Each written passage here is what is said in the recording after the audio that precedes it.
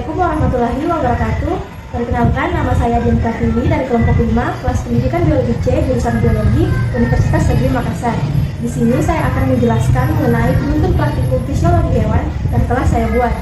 Penuntun praktikum yang saya buat mengenai unit respirasi, di mana isinya berupa kata pengantar, daftar isi, kemudian tata tertib serta peraturan praktikum, lalu dasar teori, di mana pada dasar teori ini dibahas mengenai respirasi. Respirasi atau proses pernafasan merupakan proses reaksi oksidasi reduksi, yang mana oksigen diambil dari udara bebas, berfungsi sebagai oksidator, dan mereduksi senyawa organik. Hasil reaksi oksidasi reduksi ini menghasilkan karbon dioksida, air, dan juga energi. Secara sederhana, proses respirasi dapat digambarkan oleh persamaan berikut. Proses respirasi erat kaitannya dengan laju metabolisme atau metabolic rate yang didefinisikan sebagai unit energi yang dilepaskan per unit waktu. Laju respirasi pada hewan tergantung pada aktivitas metabolisme total dari organisme tersebut. Fungsi utama respirasi adalah dalam rangka memproduksi energi melalui metabolisme aerobik, dan hal tersebut terkait dengan konsumsi oksigen. Reaksi kimia yang terjadi dalam sel hewan sangat tergantung pada adanya oksigen, sehingga diperlukan adanya suplai oksigen secara terus-menerus. Hal ini berarti oksigen merupakan substansi yang paling penting dan sangat dibutuhkan bagi semua hewan. Salah satu yang dihasilkan dari reaksi kimia yang terjadi dalam sel hewan itu adalah karbon dioksida. Kemudian kegiatan, di mana pada penuntun kali ini saya mengangkat 5 kegiatan, antara lain sebagai berikut. Kegiatan 1, oksigen dibutuhkan dalam pernafasan. Tujuannya yaitu untuk membuktikan bahwa oksigen dibutuhkan dalam respirasi. Alat dan bahan yang digunakan yaitu siring serta jarum suntik, vaselin, tes spirometer sederhana, stopwatch, kristal KOH atau NaOH, larutan safranin, kemudian hewan uji, bisa menggunakan belalang, kecoa, dan lain-lain.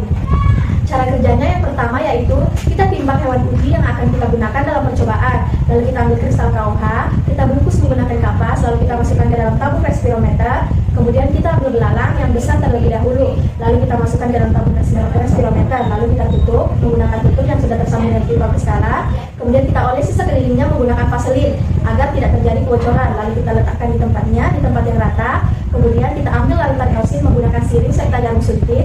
Kemudian kita masukkan ke ujung pipa berskala hingga kedudukan 0. Kemudian kita nyalakan stopwatch selama 5 menit.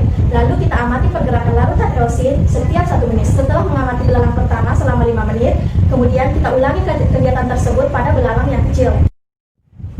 Lalu pertanyaan, di mana kali ini saya mengangkat beberapa pertanyaan yang pastinya dapat kita jawab setelah kita melakukan praktikum.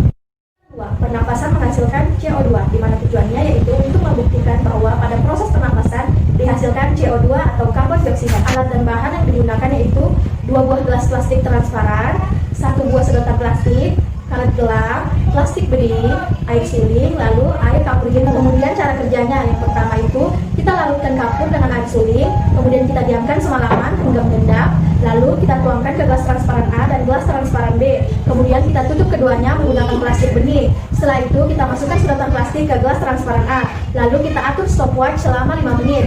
Kemudian kita tiup gelas transparan A selama 5 menit. Kemudian kita amati perbedaan antara gelas transparan A dan gelas transparan B. Kegiatan 3, pernafasan menghasilkan H2O, di mana tujuannya yaitu untuk membuktikan bahwa dalam pernafasan dihasilkan H2O.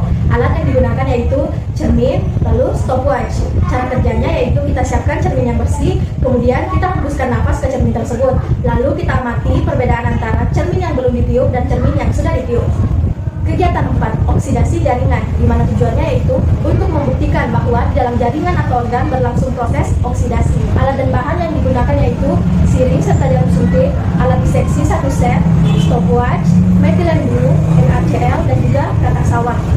Cara kerjanya yaitu suntikan 2-3 ml metilen blue 1:1000 dalam larutan garam isotosin 0,7% NaCl ke dalam kantung-kantung limfa sebelah dorsal katak. Dengan adanya oksidasi yang cepat, metilen blue akan menjadi tidak berwarna.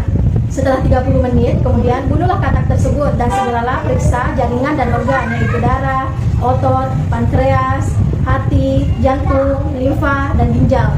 Lalu, apabila jaringan telah mati, warna biru akan kembali dengan kembalinya oksigen. Selanjutnya itu ada pertanyaan.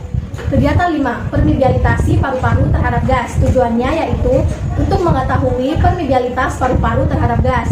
Alat dan bahan yang digunakan yaitu benang pengikat, alat diseksi 1 set, pemberat, tabung reaksi, larutan kanji 5%, 1%, dan 0,5%. Kemudian larutan buffer pH 4, pH 7, dan pH 9. Kemudian larutan iodin ugol atau reagen iodin. Setelah itu cara kerjanya, kita ikat paru-paru kata di daerah bronkus setelah mendekat keluar gas yang terkandung di dalamnya. Kemudian kita potong paru-paru yang diikat tadi, kemudian kita letakkan pemberat. Setelah itu kita tenggelamkan ke dalam air karbonat di dalam tabung reaksi. Setelah itu kita perhatikan perubahan-perubahan yang terjadi pada paru-paru. Lalu kemudian pertanyaan. Itulah penjelasan mengenai penuntun praktikum mata kuliah fisiologi hewan yang telah saya buat. Kurang dan lebihnya mohon dimaafkan. Wassalamualaikum warahmatullahi wabarakatuh. Salam biologi.